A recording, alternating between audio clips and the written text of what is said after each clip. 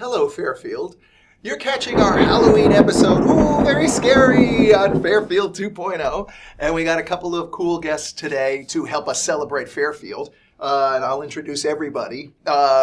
Starting over here, Nicholas Naoti has been doing a residency over at St. Mary's, the beauty shop. He's part of the gang, and he came to town and combined his talents with Dominic Rabelais. I'm not sure if you know who that is. But Dominic and Nick got together and did the curse of the space demon. All the great sci-fi music that goes in. Okay. And we also have Russell Burke with us. Russell Burke is going to tell us about all things teleportation and beyond. So, and we have a few guests with us for the Halloween episode. We have Frankie. We have Bridie, because I'm not sure she really ever had a name. Did she have a name? Anybody remember? Bride of Frankenstein. Yeah, but yeah, was it Ethel? I don't remember. She had too many parts. It would have to be a lot of different names in order to make that's a good point. That's right. Probably there is an Ethel in there somewhere. We got Wolfie. We got Drac. And, we got our homeboy over here. I guess, C to the B to the L. Creature from the Black Lagoon, for those who don't know. What do we do? Where do we start? Who will be the first lucky victim on the Halloween show? You're the host. And the host, Mike Ragonia, by the way, for anybody who, okay. Let's start over here. All right. Nicholas Naoti, what are you... Tell us everything about yourself. Well, my name's Nicholas. I moved to Fairfield about a month ago as part of the beauty shop residency program, which is basically, the beauty shop is an art space on the square. Each month they do this residency program where they pay an artist to come to Fairfield to live here for a month and basically just work on whatever they're passionate about. In my case, we decided to write a musical and put it on, like a DIY musical with like elements of modern music, and just integrating what Dom and I know about playing shows with theater. Cool. Yeah. So it has all genres, including like big band and swing and... I think all the latest thing that kids are listening to. No, it's across the board. Like we tried to be a little bit classical and retro about the music and the style, mm-hmm. and integrate it with modern pop music as well. Like just kind of melding the campiness of musicals along with like what we do. So did you see Rocky Horror Picture Show ever? Yes. Uh-huh. Yes. Are there any, risque scenes in this movie, in this musical that we should be careful of and look away when it happens? Risque, maybe, yeah, I'd say so. Yeah, I'd say so. There's a little bit of I don't know, there's some controversial scenes, I guess, maybe. We have a council of decency in this town, sir. Let me ask. Let's move to Mr. Burke for a second here. Russell Burke. Russell, mm-hmm. Have you seen the musical yet? No, I haven't. I just met him a minute ago outside. Okay. And what is your impression so far? He's very eloquent and obviously more poised than Obama. Oh, more poised than Obama. We could raise the bar a little bit, but after his last. We don't need to get into politics for this, but I was a little disappointed too. I'll join you with that. It's like, can somebody give him a coffee or something? Yeah, I felt the same way. Yeah, really. It's like, anyway, we are going to be talking about all sorts of cool stuff. For instance, you have the word channel may not be the right word with you, but more like access or something like that might be a more appropriate word, right? In what you do, what your talents are. Well, a lot of what I do has to do with creating a reality, and you're asking for that reality to come in, and we manufacture our world, so to speak, from its root in every minute, and we're completely making itself anew.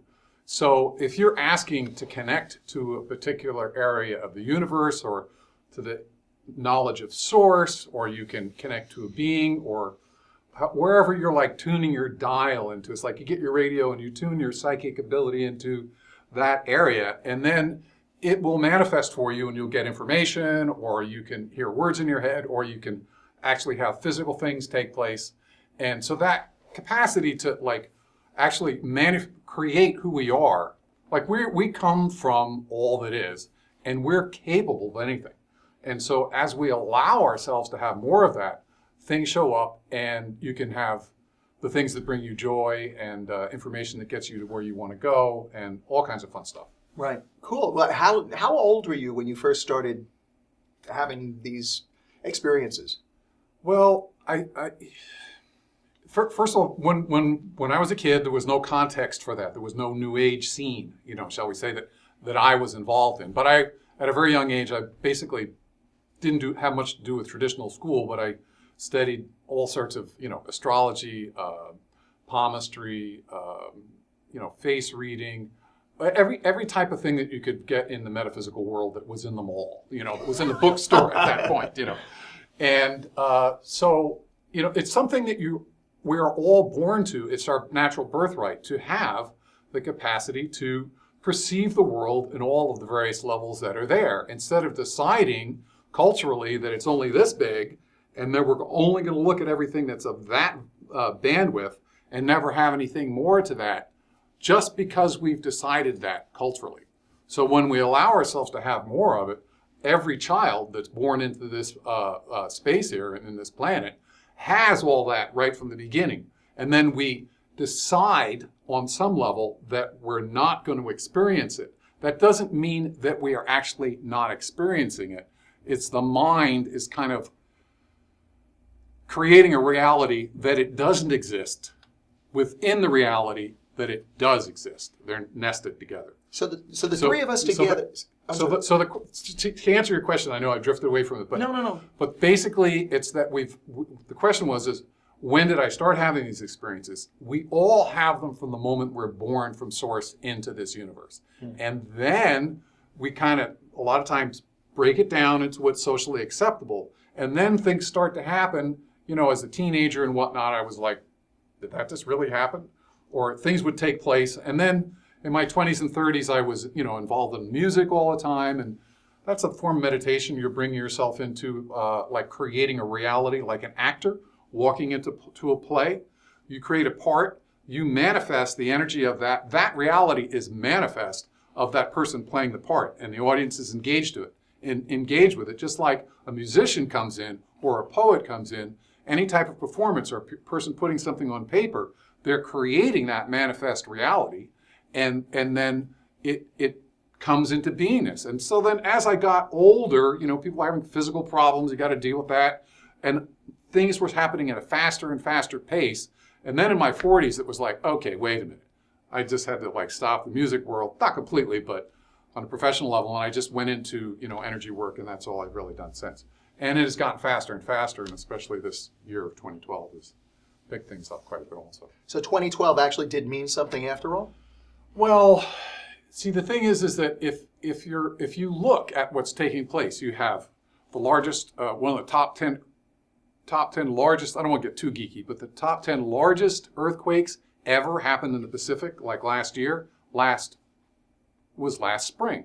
You have tsunamis, you have Fukushima, you have the world economic crash, you have the Arab Springs, you have Occupy, you have massive climate change, you have ozone holes, you have, all sorts of stuff, and it's all happening at the same time, and there's nothing relating all of these sciences, what is science, together. But if you look at that as a whole, something's happening. Mm-hmm. And in that respect, this year can be seen for what it is. And you don't have to look at it beyond that or to have a book or somebody telling you what it is. Just look at there, and your personal experience of that will show you what it is. Oh. And Nick, this is what inspired the Curse of the Space Demon, isn't it? Yes. What,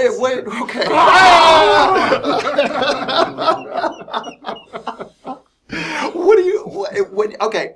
What is your reply to have you had experiences like that are more psychic? We'll say psychic or in tune or what? I don't really know what the term would be. I can Ultra tell real. you, just my impression of you. Just met you a minute ago. I can just feel that you're very much, as an artist, walking that path and making it happen. Yeah.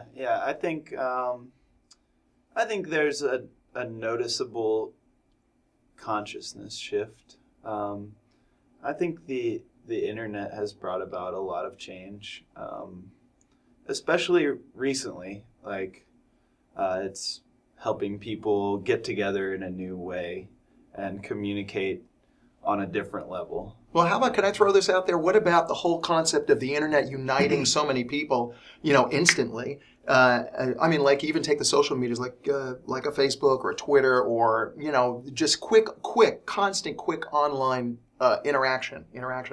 Do you think that interaction causes something more, are we heading towards, like that concept of like everything is one thing?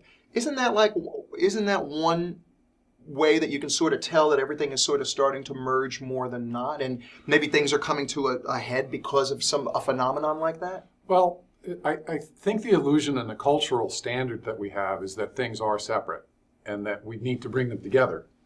And that ultimately, though, if you look at it from a more holistic point of view, whatever that means, the language that we have is not very effective because we talk in separation of things, object, subject.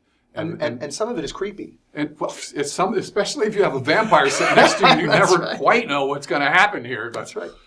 But some of it, I mean, it's confusing. Some of the terminology that's out there implies or has a tradition or of something, or it is part of a tradition that maybe people don't want to necessarily be part of, and then that causes more then they don't want to look at it because they're afraid of it or something. Yeah, well, the thing is to his point is that the internet is bringing things together, and we see how things are being brought together on so many levels. And there's a kind of standard there that says, we're not going to have this kind of a lower level experience. We're looking to raise our level of experience, and people coming together on the internet and various other modes to be able to say, hey, let's work together instead of competing with each other to make some progress in the things that are taking place. And there's a standard also that if we don't get this together, we're having some pretty intense things happening in our environment, economically, et cetera. This is, the challenge is there, and we have the capacity to make it through that and beyond, and to challenge ourselves to obviously come together in more ways that we normally haven't. And the internet is one of them. Theater, music, etc., are all really the essence of who we are and how we connect from our hearts as human beings, instead of from like a linear kind of mental way that, that this is separate from this, is separate from that, is separate from that. Well, what are we all in unity with? Mm-hmm. Not even see the language of that. What is unity? And we're all manifest from the whole, and that is the standard bearer and has always been and will always be. We just don't usually take our cue from that. All right. Before you mentioned universe as if it were one of many.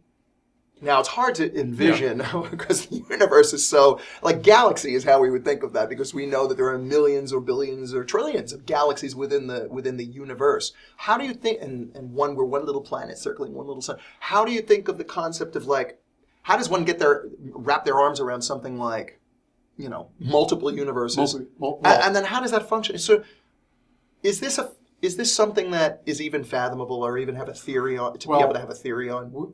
We will never fully grok or understand creation at its root. So, and everything is created. That's my personal point of view. And so we'll never understand everything mentally, because to grasp all of eternity that's a lot. Now, but the thing, to your point, is that if you talk about the terms, multiverse would be a way to look at it. You like DC Comics with the multiverse and the... Sure, absolutely. And a lot of the stuff that we see coming through our reality, and that is our current versions of how the collective on the planet is processing things, comes in through music and theater, all of a sudden you look out there on the internet and you can see like, hey, that person's kind of got a theater thing going on similar to me. That sort of was like that last set that I just played. We added these songs in and they're kind of doing the same thing. And you find the muse is collectively making these things. So that's just an amazing process. Now, but in terms of the universes within the universes, in the multiverse and all of the dimensions that are available and all that kind of technical stuff, yes, it all exists to a degree that we will never be able to see all of the layers at once. Now, the thing is what layers can you make use of that are actually of value to on a practical level? Well, that's where I was going. Let's look at that instead of getting to something and saying it's too big, I can't grasp it.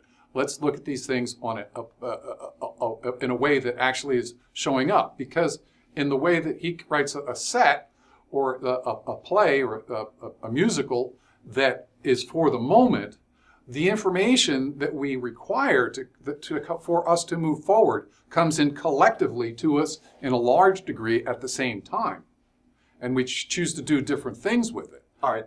I have to say, my experience has been that a couple of times in my life. One time was when I was with regards to arts too. When I was when I had a label deal with this label, Mayor Tyler Moore's label, I was part of a male duo, musical duo that was like Everly Brothers-ish. Wouldn't you know, there were like 10 of these things popping up within country music. They were marketing us in country, even though I'm not sure they ever should have done that.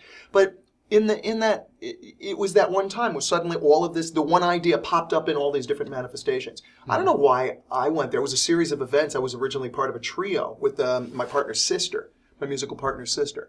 So we were a trio, and then we were suddenly reduced to two, and there was nothing left to do but to do an Everly Brothers-ish type of thing, because we did that really well too.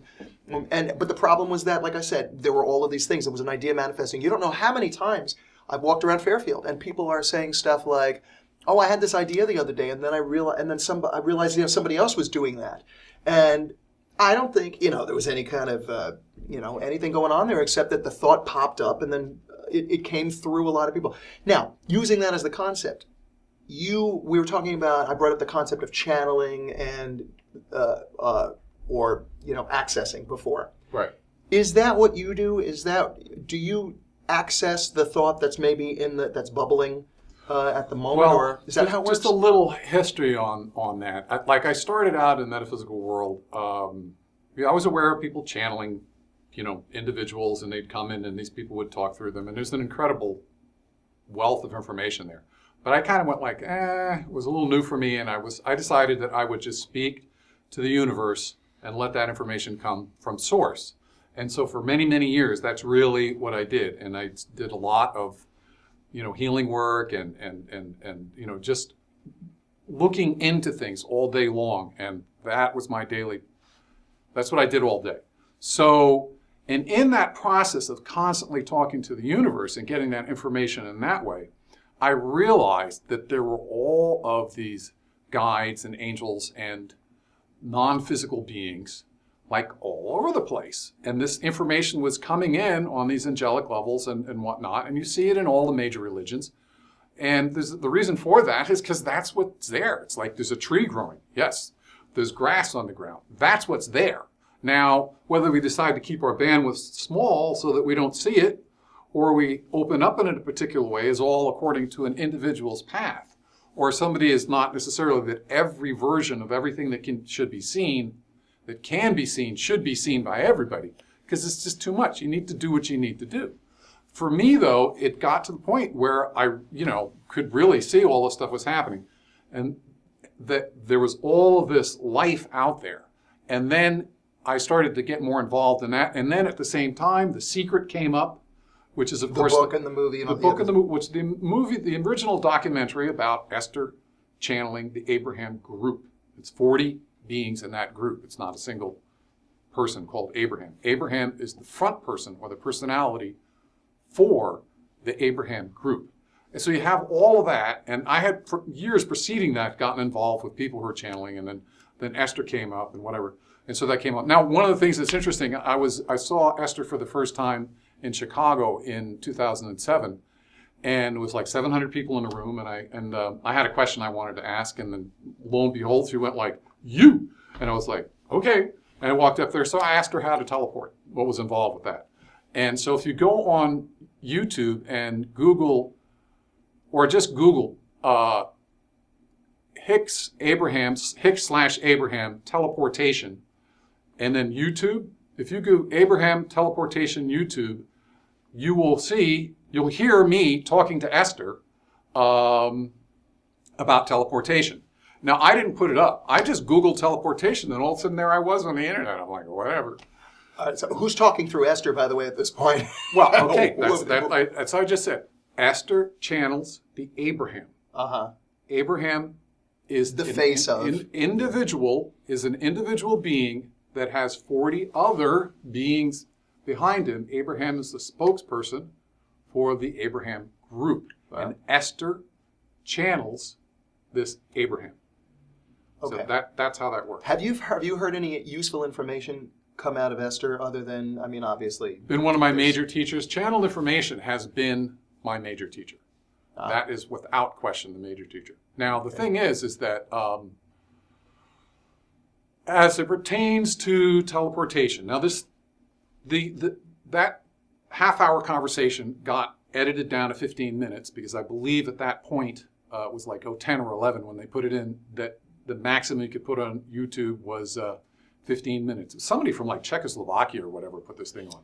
So it got I'm edited out. A lot of me is edited out. Probably should be. And mostly you're listening to Esther. And then some of it doesn't quite make sense because, the conversation wasn't there. But basically what she's saying is that the things are a quasi-dream state. And in that dream state, you create your own reality, which is what I was talking about earlier. And in doing so, you're like an actor going to a part and creating an energy. And it manifests. So if somebody decides that they're going to have a physical problem, they create and manifest that, for better or worse. If they're going to get out of their physical problem, they create and manifest in a quasi-dream state, which is what we're actually always creating in. This is what actually is here. It's like a dream state.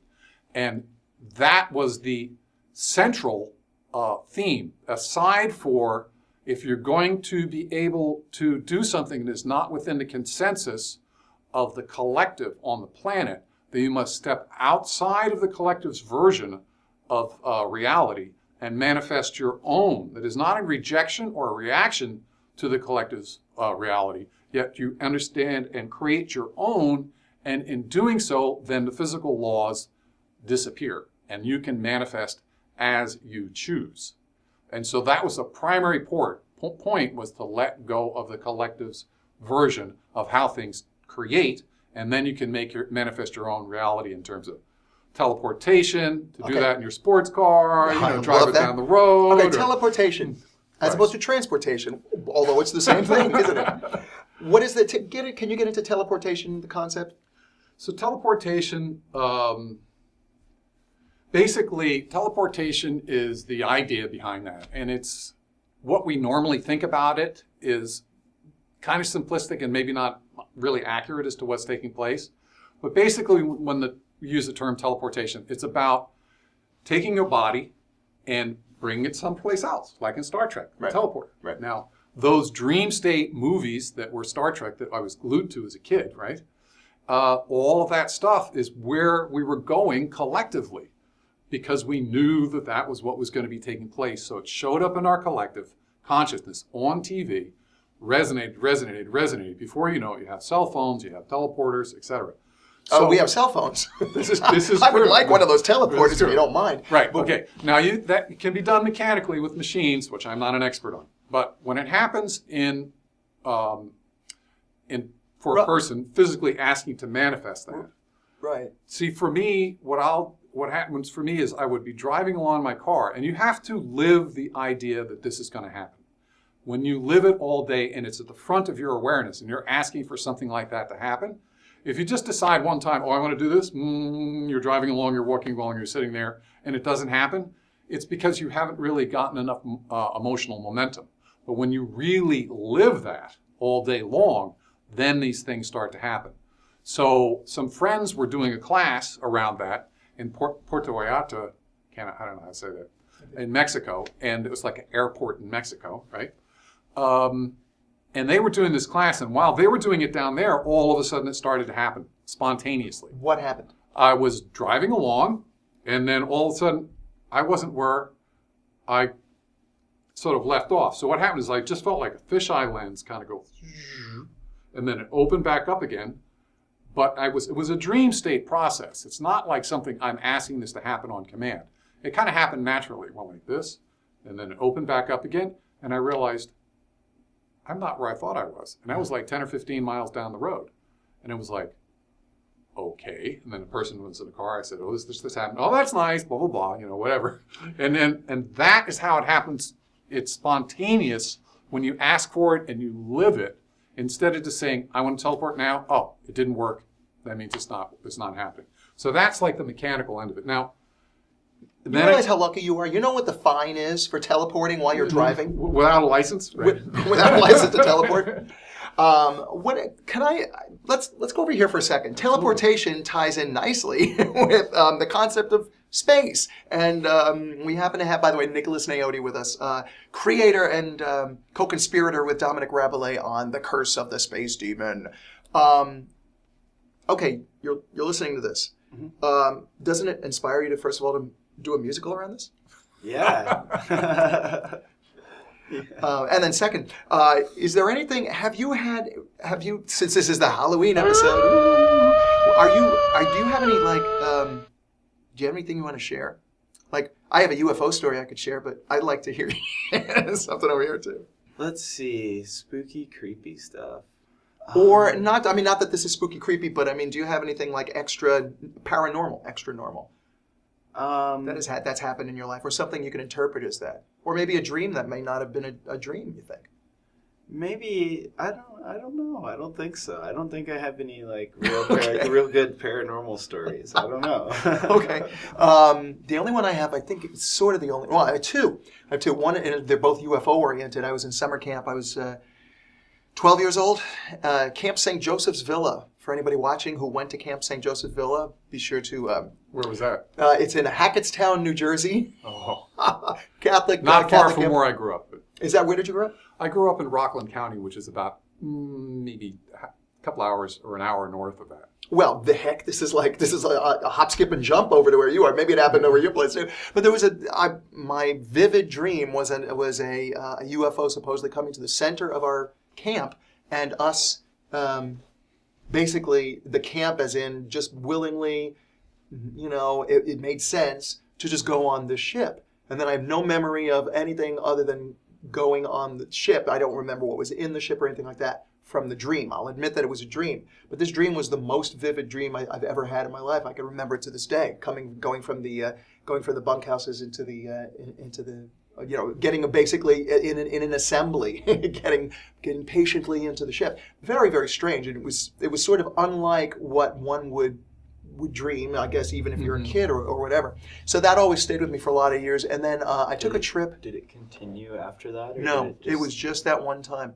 There was one other, actually there were two more UFO stories. One would be, and you can see it real quick, I'm getting to the point. One of them was when I was in New York. I was walking my dog. I was about 14 then, 14 or 15, probably 14.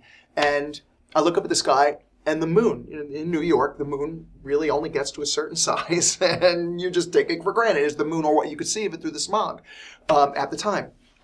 So I'm looking up, you're looking at this, the three stars that you could see in the sky plus this moon. I'm looking at the moon, and there's something about this that I remember where it got bigger and bigger and bigger, and it you might say it was fully encompassing, like it completely enveloped me or something like that. And then I have no other memory from it other than that. And because it was in the context of walking the dog, it's a different thing than the dream. So I'm putting it in another category. That's another kind of, it's a strange, we'll put that in like category B. Category C was totally lucid, totally, I came back from a trip from Canada. I sang the national anthem at a Red Sox Blue Jays game. And I get back, and I was with this kid I was mentoring at the time, and he jumps out of the car. I bring him to his house, jumps out of the car, and for whatever reason, he looks at the sky and he says, "Oh my God, look at that!" And he points up, and there is this thing that's quickly darting around the sky, like a little white dot. It looked like a star, but it was like darting around in strange patterns, and it was not there wasn't any direct path. It just was random. We called the mother out. The mother, we don't think actually. Me and this kid saw it, but we don't think the mother really saw it. We think the mother was just being nice about it. It's like, oh, you boys, oh, that's nice. And then the father, we got the father, who the couple was divorced. So we got the father who drove over. This is the middle of the night. It's like 3:45 in the morning. So the father drove over, and he's looking, and he thinks he sees something. He's not sure, but we are clearly seeing this thing darting around the sky. That was that night, and then after that, I would say about 3 weeks later, I was staying at a friend's house, living with actually the Wests. And we looked up, all of a sudden I hear a knock on the door. Mike, get out here, you got to see this. And we're looking up at the sky and we're seeing something very similar. Now, I dismiss that as Air Force. I dismiss that as like some experimental plane or something like that. Or something that's being done, outside the atmosphere with like, with satellites or something like that. Maybe some optical thing.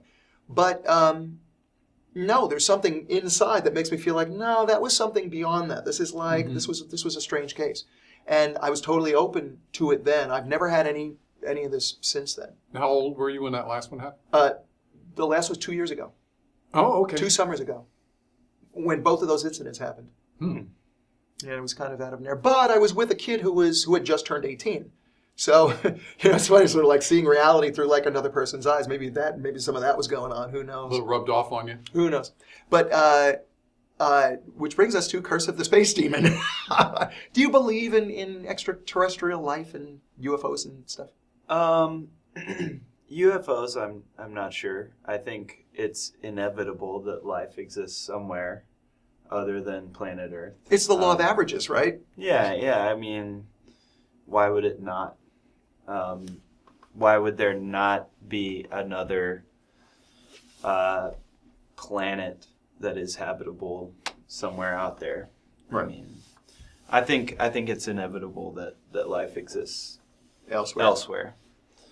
As far as their level of evolution, their level of space travel, I don't know. I don't really think anybody knows. Yeah.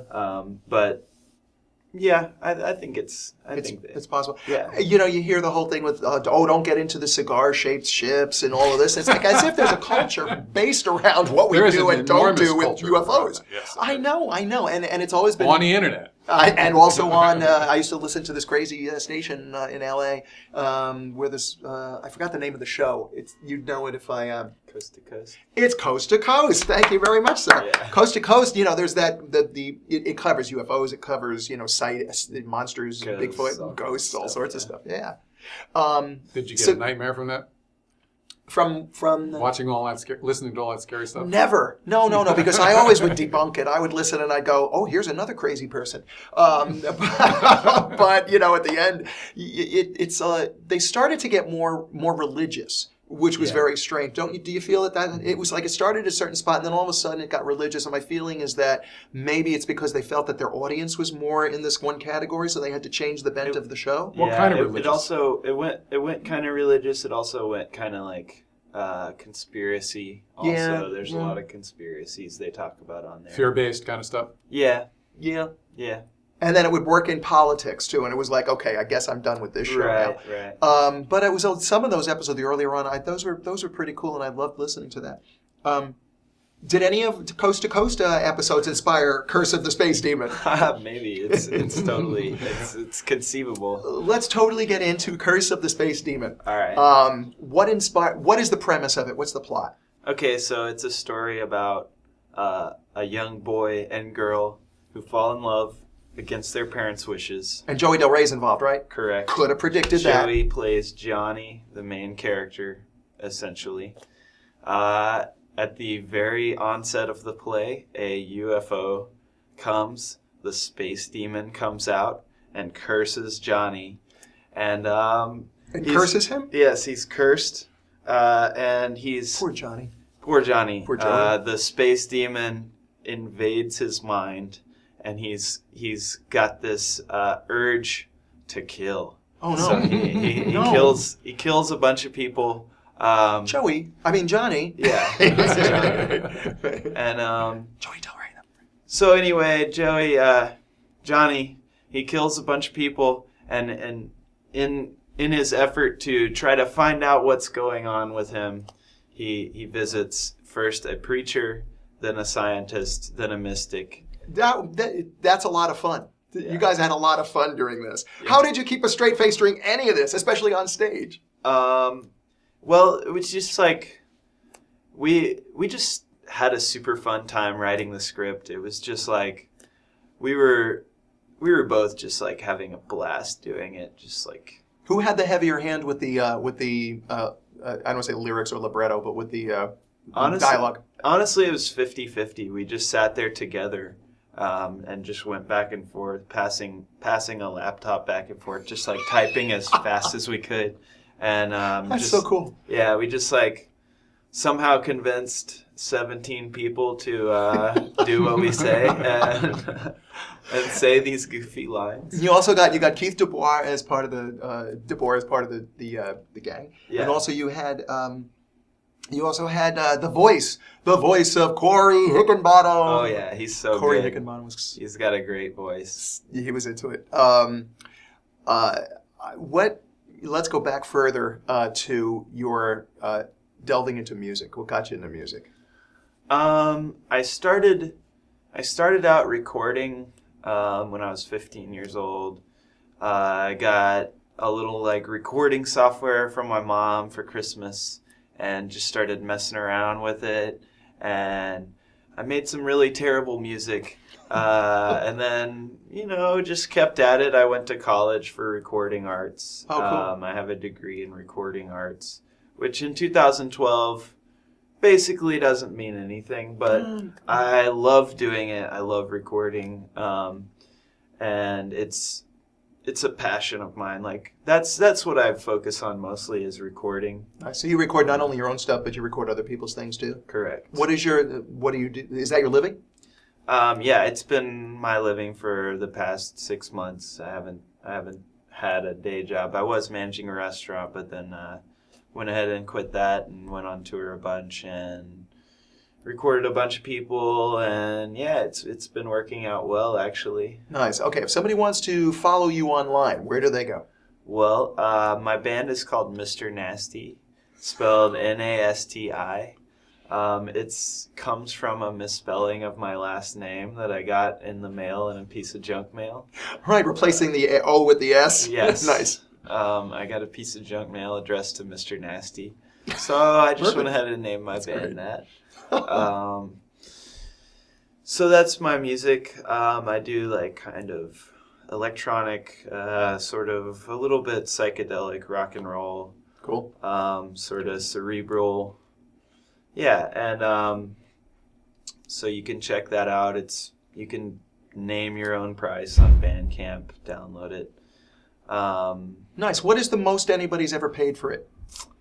I don't know. It's not a lot. There's the problem, I think, with Bandcamp. It's sort of like my fear and my feeling is that's where, if this is going to be established as we're helping out our pals, we're helping out people we really want to be promoting their art and all that, they need to have some sort of a baseline, an agreed baseline, even if it was just an unsaid agreed baseline. I'm with you on that. Neil Young said recently that the internet is the new radio. And my standpoint on it is, in this day and age, I think if somebody wants to download my music, I would rather them download it for nothing than me have the $5 or whatever that I would make off of it. I would rather people listen to my music if they want to than me like making any sort of money from it. It would be really nice to be able to make a living from it, and that's obviously like my end goal with it. But like, I'm not totally opposed to the piracy of music a little bit, like in a way.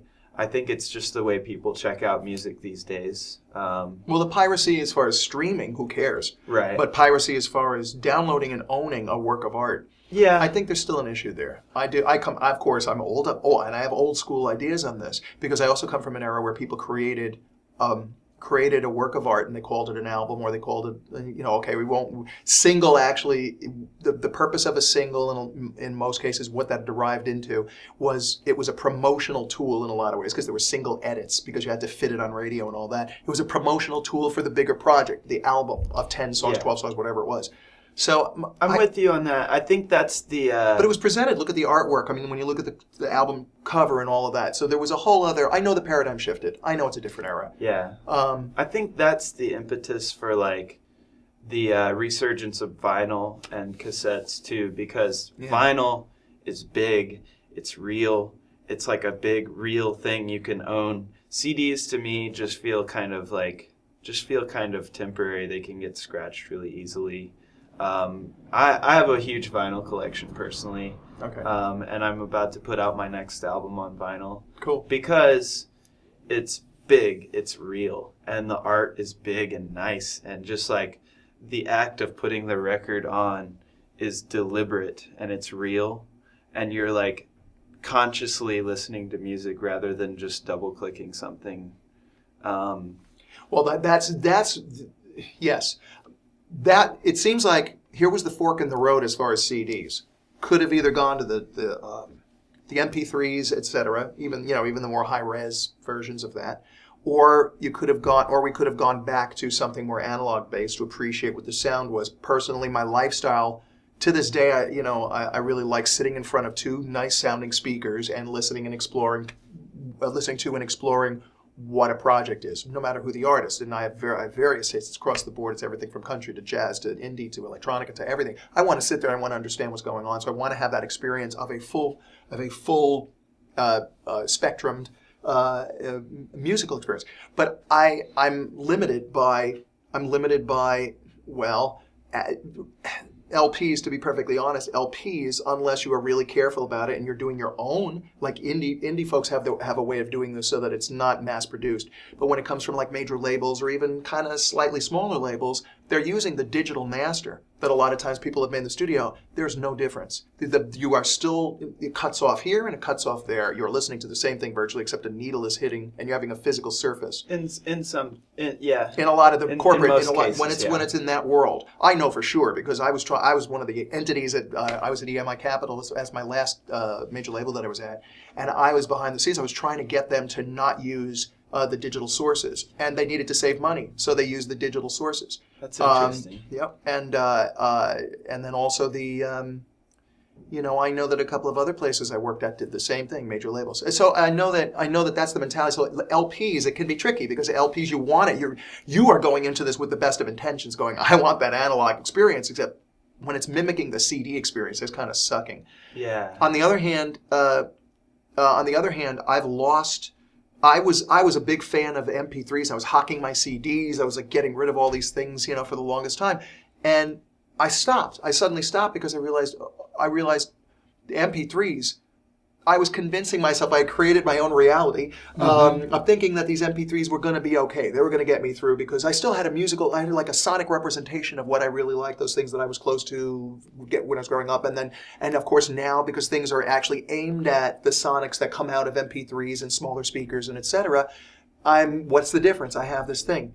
But lately I backtracked. Now I'm back into CDs. I'm not sure I'm going to get back into vinyl, but at least I'm back into CDs because I want to have as full an experience as I can, as they'll allow me on some medium, and CD happens to be it right now. But I do agree with you, and I wish I do miss the days of vinyl. Yeah, I think that was a more reverent way of treating the music. And I think that's it's more reverent. That's a good way of putting it for sure. And it's just.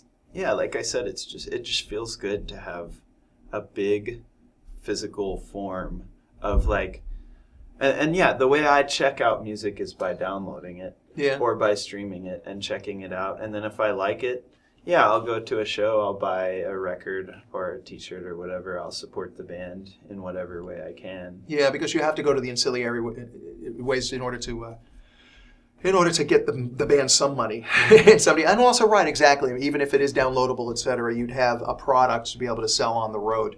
That's a grosser term for what you're doing, Yeah. but it is a thing that you would sell just like T-shirts and stuff like that. And the fan has their choice of appreciating your art in a different way, other than just from an MP3 or finding it on a cool site. And all of that stuff, don't get me wrong, all of the stuff definitely falling under the social media category and falling under the lifestyle that everybody's got now. It's a different world. This is exactly the way it should be. And I'm not saying ever, let's go back to the old days.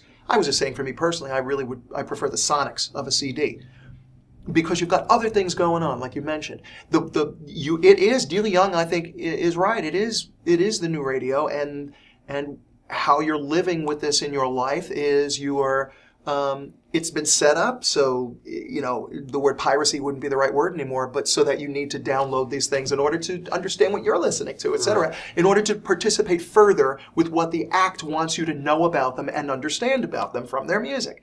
So it's set up that way. You almost can't get away from it. No, and then there's the YouTube element. Yeah. You have to populate YouTube with every time you blow your nose. It has to go up on YouTube. And the fans love it. Yeah. To the tune of 1 million hits and all that. And YouTube now has turned into a source of income, of course. After a certain amount of clicks, you get like a quarter penny or something like that. Really? It's turned into, that might just be the arrangement with major labels, but I think no. I think that's extended to whoever puts up original music. Check with your accountant. You may have some money there. There you go. I'll get right in touch with my accountant about that. I found out recently that anytime anybody listens to my music on this website, Last.fm, anytime anybody listens to one of my songs on there, I earn 0.0004 cents. Well, there you go. Yeah, so I'm pretty excited about that. I'm looking forward to possibly maybe one day getting a check from them for maybe like 1 or 2 cents. Well, that's about isn't that about the equivalent of what we were talking about with YouTube? But it's kind of silly, and exactly. Getting a check for 2 cents. I actually got a check for 15 cents in my life from ASCAP once. I looked at that and I went, it costs more money for the stamp and the paper and everything involved. Why did you bother? You should frame it. I should have. By the way, this guy he does his thing. I did some playing back in the day. Yeah. Absolutely. Nice. And so one of the things that was interesting about that, I was in New York in the early 80s, and I did like free jazz before that in the 70s, and then did, the punk scene I was like kind of post-punk. Ramones had hit. Yeah. And then I was in there what we would call post-punk. So I was coming from like as a rocker, and then as a kind of a psychedelic rocker, and then into free jazz, and which was always to me about disassembling sonic structure, so that the actual solidity of the world dissolved in a musical form. So if you have, I didn't want to talk about this, but I'm going to talk about it anyway. So if you have, most of the time, you have music resolves to a single root. This is in the key of C. If you have 2 notes, these 2 notes have an equal relationship to each other. This one's equal relationship to this, and this one's relationship to this is the same. They're 2 notes. When you add a 3rd note, which is a triad in the laws of the music world, then all of a sudden one of those notes becomes dominant and it wants to resolve to that. And that's the key that it's in. If the triad starts at C, then it's in the key of C. So you have the C note here, the 3rd here, and the 5th here.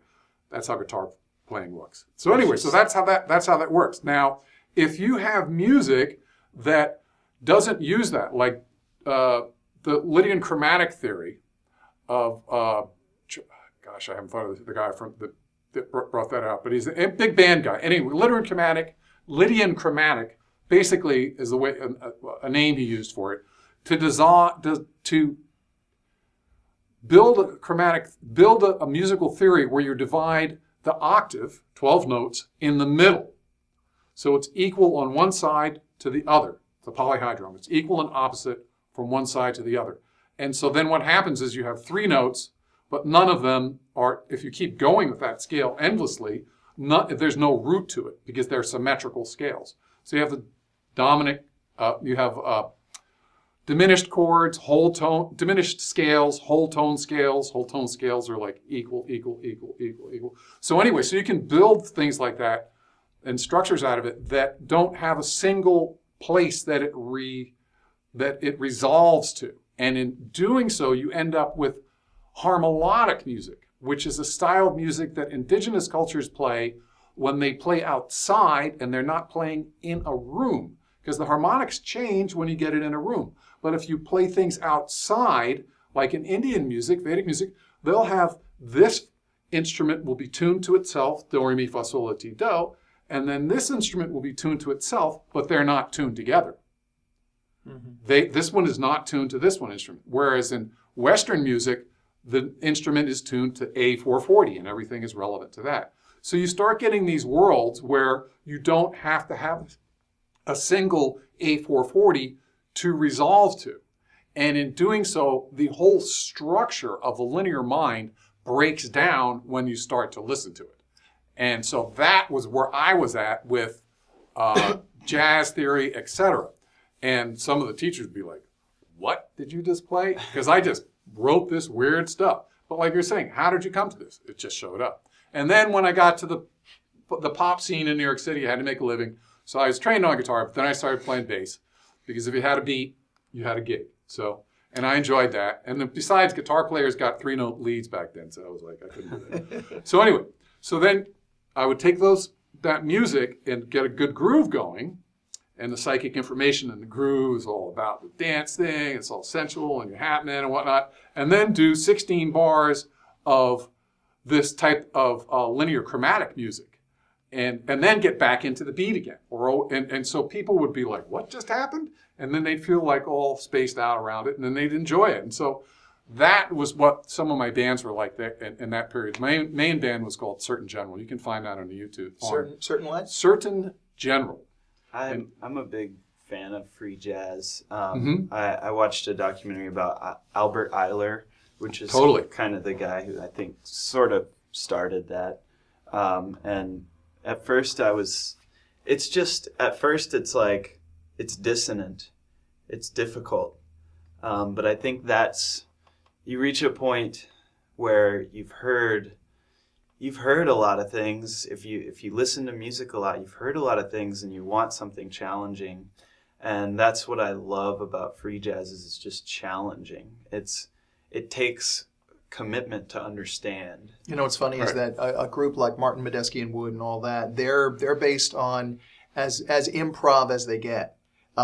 People listen to it and they go, oh, wow, look at where they're going and all that. They still hang in there with like 4 chords or whatever it is. Right. But what you're talking about, that gets really heady. What he's talking about with Albert Eiler, is John Coltrane was like the standard bearer in the early 60s, right?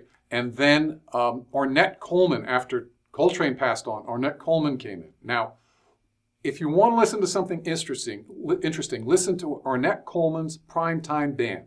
The funkiest thing I have ever heard in my life. Live. It didn't come off quite the same on record because, like I said, these things don't work sonically when you kind of put it in a room in the same way. The actual physical hologram of the music creating in the room has a different vibe to it. So now, but what Ornette did was, his later bands, he had 2 drummers, 2 bass players, 2 guitar players, and then he would play a single saxophone. And he'd play these simple lines, it would be very, and they'd be very like childlike. And then there would be 2 drummers playing against each other, 2 bass players playing against each other, which nobody does, hardly, 2 guitar players, and they would all be playing in different keys at the same time. And they would, within their individual melodies, they would have unlimited numbers of melodies and keys within the melodies so that these things don't resolve to a particular place. So if you have an interest in checking out kind of what the jazzy version of like, instead of bebop, I used to call it bit bop. Carla Bley got me on that phrase. Like, it was so disoriented. It would go bip bop, beep, beep, beep, boop, boop, beep, beep. You know, it was this kind of stuff. And so what moved from that into a real funky, danceable thing. And I'm telling you, I saw Ornette a couple of times live. Unbelievable. So, did you ever get to see Miles live? I never saw Miles live. Never did. Because Miles' 60s material to me feels like it could have. It was dangerous. I heard an expression. What was it? It was somebody. David Sanborn, I think, was the one who said it. David Sanborn is a sax player who's playing on everybody's record, basically. He's in an interview. He told me that he preferred, and he named some of these artists. He said because it was dangerous. You never knew where it was going. And Miles Davis is absolutely one of those people One of- in the 60s. 60s One of Miles, the I think. quotes. One of the quotes of Miles Davis is that music was always searching. That was one Beautiful, of his quotes. nice. That's right. And so you'd be looking for. It was always searching for consciousness. Is one way to put it. Or find itself. It would look to Define find itself, what it yeah. was to define itself, as we all are. Yeah. So source is doing continuously. All right, we have to get our guests in here. Okay. Creature from the Black Lagoon, of course, over there. I have a very important question to ask both of you, and that is, what is your favorite scary movie? This being the Halloween episode. I'm going to say The Matrix, although I don't know if it falls in a regular category, because I felt that it was pivotal in terms of us like breaking out of our reality, and it had such an amazing the context that it brought out, that this context was already existing of us questioning how our physical universe shows up, and then it had such a broad disillusion of this disillusionment with structure.